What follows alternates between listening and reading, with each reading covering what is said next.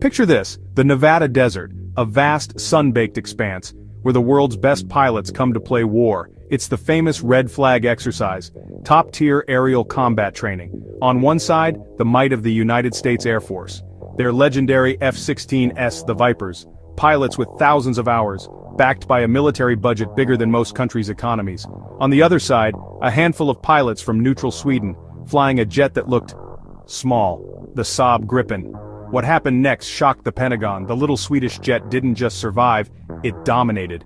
In simulated dogfights, the Gripen, with clever electronics and a nimble frame dancing around American fighters. One Gripen pilot reportedly scored 10 kills in a single week against top-tier opponents, including a kill on an F-16 Charlie Juliet Wild Weasel. This wasn't supposed to happen. The pecking order of the skies was being rewritten. A fighter built for efficiency and cunning, not brute force.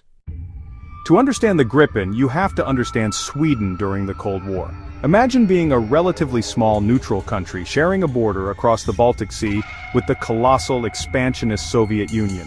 You're not in NATO, you're not in the Warsaw Pact, you're on your own. If the tanks started rolling west, you would be the first line of defense, and no one was coming to help you on day one. This existential threat forged a unique military doctrine. It wasn't about projecting power across the globe. It was about making an invasion of Sweden so difficult, so costly, and so painful that no one would dare try it. It was the porcupine strategy. Don't look for a fight. This philosophy directly shaped the aircraft that came before the Gripen. Saab, the Swedish aerospace giant, had a history of building brilliant, unconventional jets. There was the Draken, then the Viggen, a beast that could use ordinary roads as runways, designed to be refueled and rearmed by a small team in under 10 minutes. Components of a decentralized defense system. When it came time to replace the Viggen, the requirements were daunting. The new jet had to be faster, more agile, and able to perform air-to-air, ground attack and reconnaissance in one sortie. It had to be easy to maintain and cheap to operate, and nothing on the market fit, so they built their own. So, what makes the Gripen so special? It's not about having the biggest engine or the most missiles. It's about balance. It's about being clever. First, look at its design. It has a delta wing, great for high-speed flight, and it also carries lots of fuel and weapons. Delta wings can be sluggish in a tight turn. Saab fixed that with canards, little wings near the cockpit. The canards create a vortex over the main wing. That vortex gives the jet incredible agility at high speeds, and at low speeds too. The combo makes the Gripen supremely maneuverable. It can point its nose where the pilot wants very, very quickly. Think lorry versus sports car on a roundabout. But the real magic is on the inside. Gripen was one of the first jets built around software. Less plane with a computer, more flying supercomputer with wings. Its avionics are fully integrated. The pilot gets a clear, simple picture of a complex battlefield. Information from radar, from infrared sensors, and from its unique data link is fused onto a few large, easy-to-read screens. That data link is a game changer. Gripens can share info silently and securely. Software focus brings another benefit: upgrades. Often the Gripen just needs a software update, like updating apps on your phone. Keeps the Gripen cutting edge without breaking the bank. Tough, easy to live with, and with a small logistical footprint. The 2006 red flag exercise in Nevada wasn't a one-off. The Gripen has consistently punched above its weight, leaving advanced air forces scratching their heads. In exercise after exercise, the Swedish jet showed a unique blend of agility, advanced electronic warfare, and low observable features that make it a nightmare in simulated combat. One of its party tricks is the electronic warfare suite. It's not stealth like an F-22 designed to be invisible to all radar. Instead, the Gripen is like a chameleon, confusing and jamming enemy radar, creating a bubble of electronic chaos. At Loyal Aero in 2009, Gripen capabilities were on full display. Blue Force, Swedish Gripens, Red, a mix of top-place fighters supported by NATO AWACS, yet the result was often stunningly one-sided. Gripen's integrated EW and data link let the Blue Force coordinate with devastating efficiency. Red simply couldn't get a clean radar lock. In joint exercises, even massive twin-engine dogfighters like the Su-30 MKI faced surprising resistance. In within-visual range sims, the Gripen often came out on top. Superior situational awareness, rapid turn rate, and network tactics gave Gripen pilots the edge. Brain over brawn. These encounters built a formidable reputation. It wasn't just winning dogfights, it was disrupting the enemy's battle plan. If you want a classic head-to-head, It has to be the Gripen versus the F-16 Fighting Falcon. The F-16 is, without a doubt, one of the most successful fighter jets in history. It's the Ford Fiesta of the fighter world. Brilliant, affordable, reliable. Over 4,600 built. Backbone of dozens of air forces. Two approaches. The F-16, evolutionary. The Gripen, revolutionary, needs-based. In raw performance, they can be closely matched. But the Gripen often has the edge in agility thanks to its canard delta layout. Where the Gripen pulls ahead, especially the Gripen E, is its electronic brain, sensor fusion, and a modern data link. A generation ahead of most F-16s currently in service. Estimates place Gripen's cost per flight hour at a fraction of the F-16's. Some figures suggest less than half. For a small nation, that's colossal. The same money buys more flight hours, better trained pilots, and a more credible air force. It's like choosing between a trusted defender and a modern, efficient forester. Both have places, but one fits most missions better. For many countries, the Gripen just makes more sense. It's the smart buy.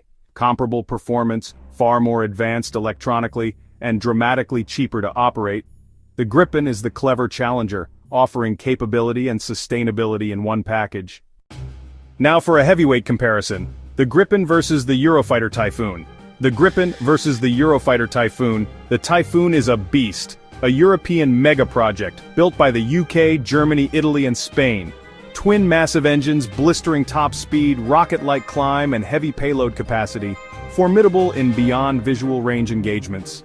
On paper, this looks like a mismatch. Twin-engine Typhoon has raw thrust, climb, payload, and supercruise. But air combat is rarely a straight drag race. The Gripen is smaller, lighter, and far more nimble in close-quarters dogfights. Classic trade-off, a broadsword versus a rapier. Typhoon has powerful radar and advanced systems. Gripen E brings ESA radar and network-centric design, focus on situational awareness and EW. Typhoon is expensive to buy and operate. Gripen's lower running costs are the trump card. A country can buy and operate a much larger Gripen fleet for the same price. More planes in the air, more pilot hours, more resilience. For procurement decisions, effectiveness per budget often matters more than one-on-one supremacy. The Typhoon is a thoroughbred, but the Gripen is the pragmatic, sustainable winner for many nations. So why have countries like Czech Republic, Hungary, South Africa, Thailand, Brazil? They looked at American, Russian, and European jets, and picked the Gripen. The answer isn't just performance or agility, it's economics, politics, and practicality. A complex cocktail: economics, politics, and practicality. For many nations, the Gripen hits the sweet spot. This includes fuel, maintenance, spare parts, and personnel training. Saab has been smart, selling planes with partnership, tech transfer, and industrial participation, especially with Brazil.